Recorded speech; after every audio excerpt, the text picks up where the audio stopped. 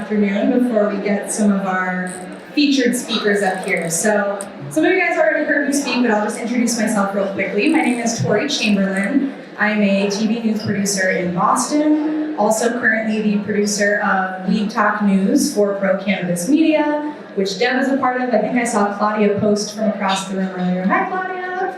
Go Pro Cannabis Media. Woo. Anyway, so I'm here today with a lovely panel of women who have all created their own cannabis companies. They're all very unique and different. We are missing Dr. Shonda Macias, so shout out to her and Alara Holistics. But I'm going to go ahead and let Brett and Jill and Jodi introduce themselves. I'd love for you guys to just tell us who you are, what your company does in your title, and maybe when your company got started. Hi, my name is Jill Ellsworth. I am the founder and CEO of Willow Industries. So at Willow Industries, we are the first kill step for the cannabis industry. So basically, we clean weed. We make sure that finished flower at a cultivation is free from any sort of pathogen. So we're talking mold, yeast, E. coli, salmonella, aspergillus, bacteria. So our proprietary systems that use ozone gas clean the flower, make sure it passes state testing, but most importantly, it's safe for consumers. And I started this business in 2015, and we're based in Denver. Hello, I'm Jodi Scott. I'm the CEO and co-founder of Sierra Sage Herbs.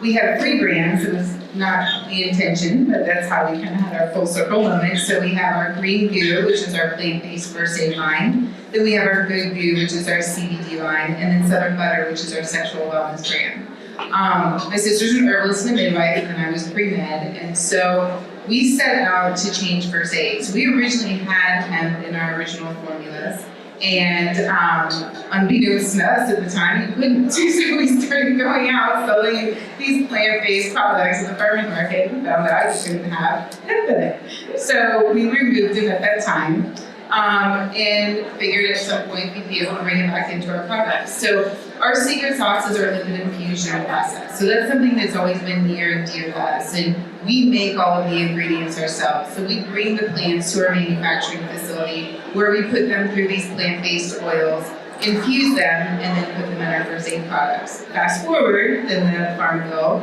passed, and at that time we thought we would just put hemp back into our products.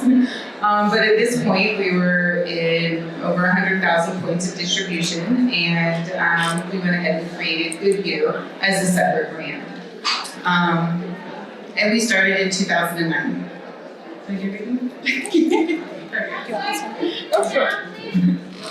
Hi, my name is Brett Heyman. I'm the founder and creative director of a company called Edie Parker, which I started in 2010. It's named after my daughter.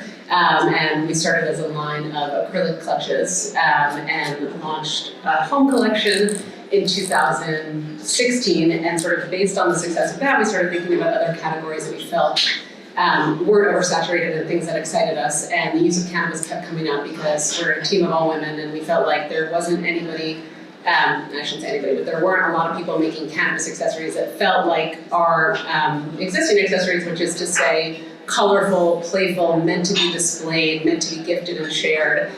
So we started working in earnest on a line of cannabis accessories, and through all that research and visiting actual dispensaries, did I say dispensaries instead of accessories? Sorry. Accessories, and while visiting dispensaries, we realized that there was really nothing at a dispensary level that we found that was speaking to us either. Again, which is to say, primarily for women, but also where we sit, which is this intersection of fashion and flower, and just something that would feel appealing and not intimidating and not medicinal. And so we launched Flower by Edie Parker in spring of 2019. We like to say it's a line of colorful collectibles for friends in high places, and we launched with flower, just gram jars in California, and now we sell pre-rolls in Illinois and Massachusetts, and a full line of accessories. I just saw you guys get added to my dispensary in Boston, so congratulations on that. And Brett actually gave this perfect segue into what I want to start out with is, You just heard these three ladies describe three very different cannabis companies. So we're discussing branding and what it takes to build a brand of a cannabis company that sets yourself apart from the rest of the noise out there. So we kind of just heard Brett describe how you sort of identified that niche that spoke to you, and I'm curious, Jill and Jodi, if you can kind of speak briefly to how you saw a need in the market that you wanted to fulfill, and just sort of what sparked you off to think, yeah, maybe I should start a business and do this. Yeah, go ahead. Okay. For us, the first aid category, my sister and I recognized there were so many chemicals, a lot of one-time use, and there was this notion that nothing plant-based could be sufficient and the efficacy wasn't there. And it was really interesting to us because we saw the natural consumer willing to abandon their natural ethos because they also believed that Neosporin was the only choice. And then the conventional consumer was just looking for a better solution and would essentially do anything as long as it worked. And so we really set out to prove that plant-based alternatives could in fact do better than your traditional legacy products. And I have to say, you know, the cannabis industry was such a critical part to the consumers and the buyers recognizing that you have medicinal components from plants. I was talking to buyers for years, explaining to them how we do this lipid infusion, how we extract from plants, and it was yarrow and chickweed and calendula and St. John's wort, and they're all looking at me like, and what? And then of course, thankfully, all these wonderful people who have been contributing to this plant-based education have contributed to this notion of, oh, plants do have a level of performance to them that can give us an overall health and wellness. So it's been really fun to bring over, you know, the doubtful conventional user over to the plant-based world. And I think it's really opening it up to them that there are solutions that they don't need to, you know, use these other chemicals and so forth with. So I am a registered dietitian. I have a master's in food science and nutrition, and before I started Willow, I owned a cold pressed juice company in Santa Barbara and in Denver, and started to develop a really strong understanding of kill steps. So with cold pressed juice, you don't want it to go through heat pasteurization. You want to ensure that all the wonderful nutrients are there. So we were the first company in Colorado to use high pressure pasteurization. Well, anyway, I ended up selling that business, and as I was looking at my next step, I started looking into cannabis because, you know, it was starting to boom in Colorado. And this was, again, end of 2015. And a buddy of mine who was a grower at the time was like, listen, the state's starting to test for molded yeast, and I don't know what the hell that is, and I don't know how on my cannabis plant, but like, you did this stuff with your juice, could you do this with cannabis? Or, you know, he's kind of just reaching. And so I started looking at the regulations and realizing what I was used to seeing in food and beverage, which were kill steps to protect consumers, that was nowhere to be found in cannabis. And so one night, I may or may not have been a little stoned, I was like, oh my gosh, I'm gonna find a way to clean weed. And so that is what we have done at Willow. We clean weed across the country. We're in 26 states. We're in Australia, and we lease our hardware to cultivators so they can ensure, you know, the flower is clean. So, I mean, it was really developing a niche in the industry that no one had looked at. We definitely developed kill steps for cannabis, and so it's really exciting to see, you know, how important consumer safety is now. I love that. And as much as the industry has evolved in the past few years, I think there's still, obviously in places even like New York State, you know, adult use is just getting started. So no pun intended, the industry is still green in a lot of areas. So if you are a woman particularly who maybe you've identified a niche and something that you're like, yeah, I see a need that needs to be served. From a business standpoint, then, where do you go next? If you've got this concept and you have this idea that's tremendous, for someone wanting to start a brand and make it solid, where do you go to first? I mean, again, we came at it from a category that we were already in, and we had been in for, at that point, 8 years. And I think what's important is really identifying what doesn't exist? Like, I think we all probably in this room love cannabis, but like, just getting into an industry that you love is hard without saying, all right, I want to play where not everybody else is playing. So for us, again, that was just identifying where we thought the holes were, and what we did next was just stick to our core competency. In our heritage business, we realized we couldn't be everything to everybody. We used to say we would be with our girls on Friday and Saturday nights. We wanted to be with them every day, and it turns out she didn't want to be with us every day. And I think that's the same with how we approach cannabis and cannabis accessories. Like, we're not for everybody. We're not esoteric strain people. We're not health and wellness. We're not, old time apothecaries. So we are who we are. We're really authentic in that. And so again, you just, start small and do what's not being done, and obviously the rest is luck, chance, and luck and all that. Where do we start? I mean, I knew nothing about hardware. I knew nothing about developing a system to clean weed. I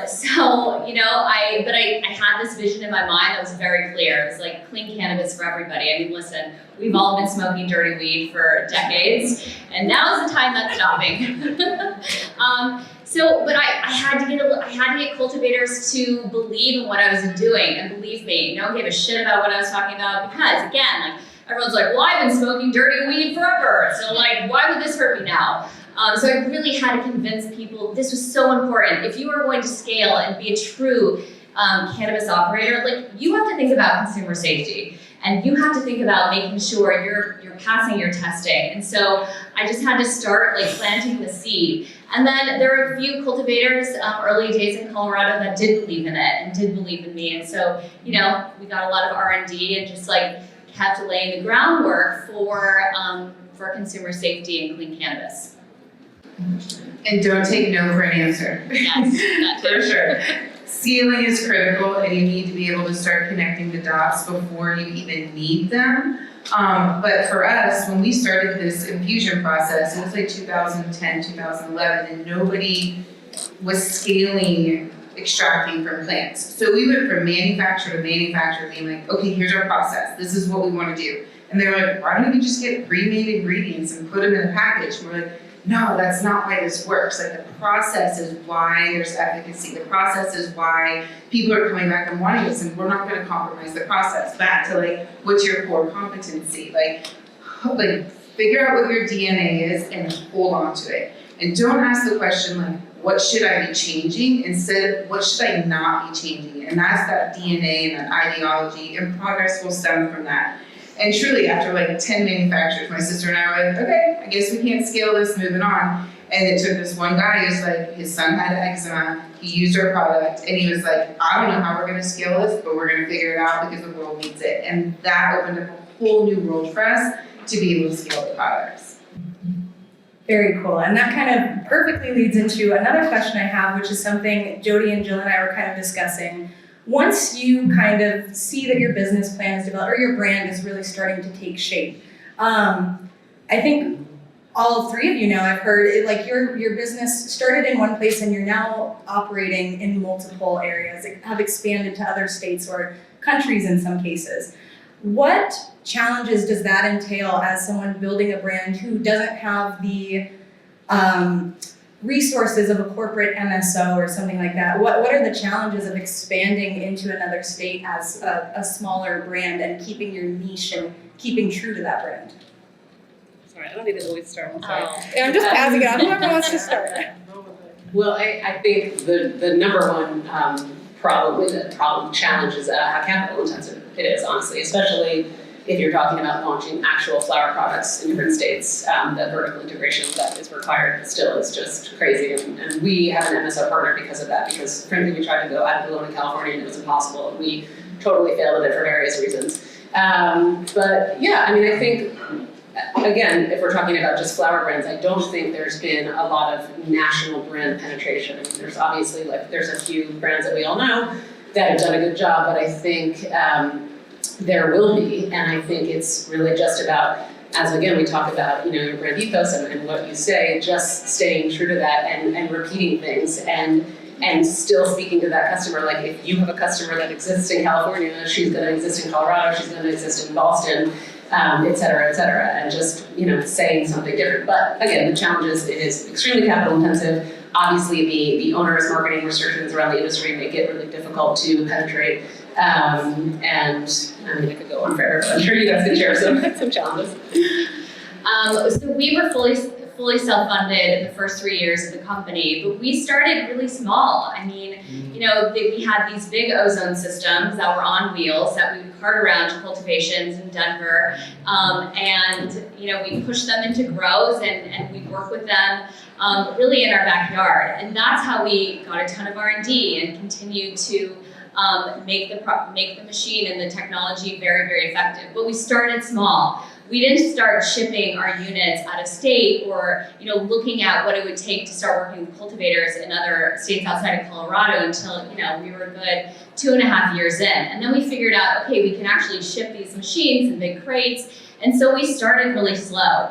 And I think that's so important, really make an impact in your backyard. And I think that's what we did very, very well from the beginning, is we made an impact in Colorado and then felt confident enough that, we could actually, all right, start looking outside. Can we start moving into California? And I think the first state we went to next was Nevada. So yeah, it was a slow burn. Capital, just to underscore, I think we can all relate to that. We're stronger together, so I definitely found finding like-minded companies to work closer with to help elevate all of our efforts. And then I always go back to the culture and keeping that strong, because as you're growing quickly, you hope, right? What you don't want to do is lose the culture of your company, and you want your team to continue to have autonomy. You can't micromanage everything that they're doing, but if you're not taking care of the culture internally, it's going to lose that as your products get out to the customers. So really just maintaining that element, I think, has been a challenge, especially with COVID, right? We're all not all in the same room together. So I think the last 2 years for us has been really important in terms of maintaining that. We're a B Corp, we're certified women-owned, we're cruelty-free, and it comes from upper management too, that you're walking the talk. We had an opportunity, we have a water-based lubricant, and the FDA came out and said that it needed to be tested on animals. So we were going to lose our cruelty-free certification if we kept the product in the market. And we elected to not keep the product in the market, and we've been working with the FDA for the last 3 years now, getting it across the finish line so we don't have to test on animals. But we set that example to our team that we weren't just going to go take something to the market really quick and then compromise our integrity of what this company stands for. And so I think when you're thinking about the culture, a lot of that too has to do with the decisions you're making every day, so that you can, continue to weather some of these growing pains. Okay, I've got a question for Rhett and Jodi specifically, because Edie Parker and Sierra Sage cater to the cannabis consumer. And even though it is still a new industry in many states, there's obviously people who have been consuming for years, finding out what brands they like. So in the sea of endless cannabis brands nowadays, how do you make a brand stand out to consumers? Is it through social media marketing? Is it through your packaging? Is it what are a couple of things that you think kind of stand out that have helped you form a unique niche there? Yeah, there's so many layers to that. So, again, it goes back to, we didn't become a B Corp because we wanted to stand out. We became a B Corp because we believed in it. But we've been able to maintain those certifications even going into the cannabis industry with our products. We continue, again, back to the DNA, that lipid infusion, so we keep a pretty small collection in the Good Goo brand, so I think the messaging is really clear. I can't say enough about digital marketing, and for obvious reasons, I think all of us had to pivot during COVID, especially when it comes to cannabis and having a strong digital marketing PR team. That's where you're going to get the most of your, most of your exposure. Yeah, if you want to keep going. I echo everything you say. Just gonna shout out to the Mario team who's here. Good job, great PR team. Also, yeah, sure. Great. And also everything else you said, I think considered packaging, social media, and just and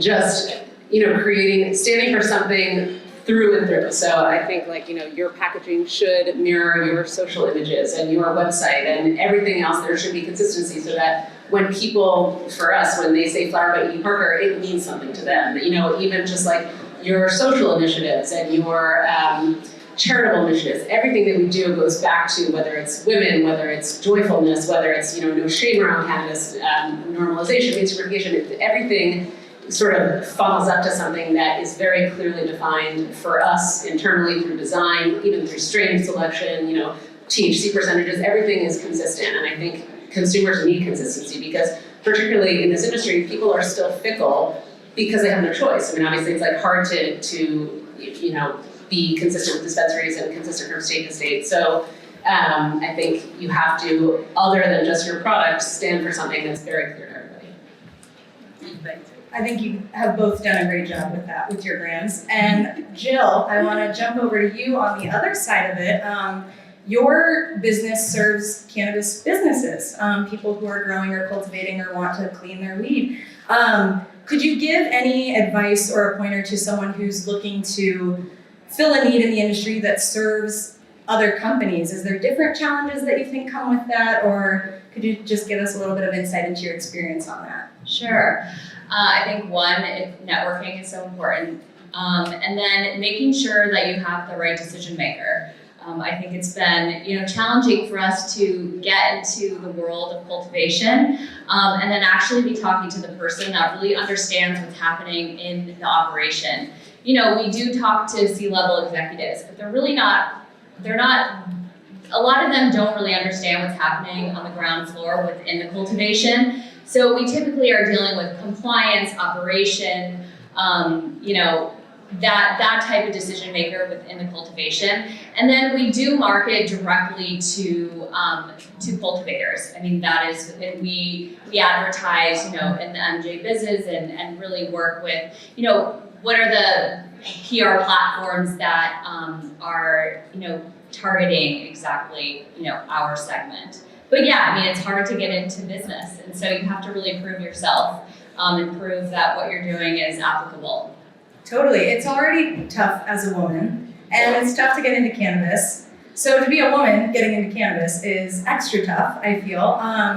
Is there just anything, as some sort of final thoughts as we maybe think about some audience questions, is there just anything thoughts that come to mind or advice that you'd like to, or something, let's do this. What's something you wish you could tell yourself when starting your brand? I would say be patient. Fundamentally, I'm 100% not a patient person. And I think on the outside, people look at cannabis and they're like, oh my God, it's moving so quickly. Wow, it's amazing. But then actually being in it, it is not moving quickly. The shit is slow.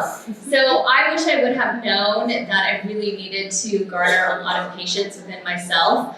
I think I learned that a couple years ago, but now I'm so proud that I did persevere and I didn't give up when people wanted nothing to do with us or didn't like what we were doing or didn't believe in that. I maintained, my mission and my spirit with that and, got to where we are today, which I'm really proud of.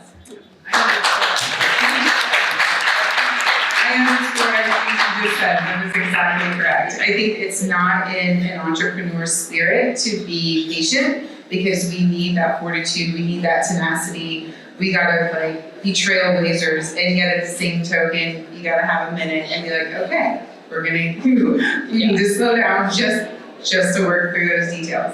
And then I think too, just like you said, to not give up as well. I mean, you're gonna be hit with some really incredible moments, and you just gotta take a minute, look at the problem a different way, and revisit it. Sometimes you just gotta walk away for a second and then come back to it, and you're like, okay, now I got it. So, yeah, just don't give up. The world needs more of all you amazing people doing this amazing stuff that you're doing. So, thank you.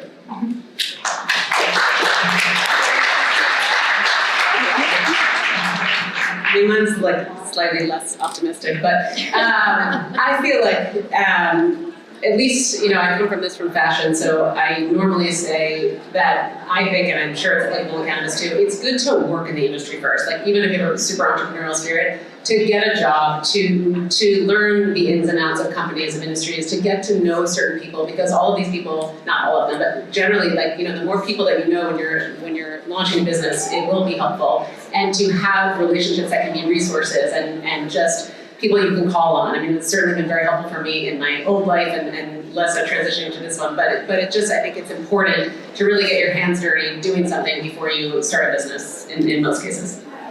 Yeah. And stay involved outside of your business. So I'm involved in a handful of different organizations, like one being Conscious Capitalism Group. Find like-minded people that you can bounce ideas off of, and really go back to the networking that we talked about earlier. Help you grow your network authentically. And I love whoever said, that you're there to give and contribute before you're asking for something. So if you start that early and you're actively involved in your community, and it can be local, it can be national, global, what have you, but start that now, just like they said earlier, and you will find that it's incredibly fruitful. A quick question or two for our panelists on creating a cannabis brand, building a brand. Yes. My name is Elena from Mario. How do you navigate competition? So especially those that clearly you're doing a good job in your space, but then you have those copycat brands or people who are just swagger jacking. How do you compete with that? What are your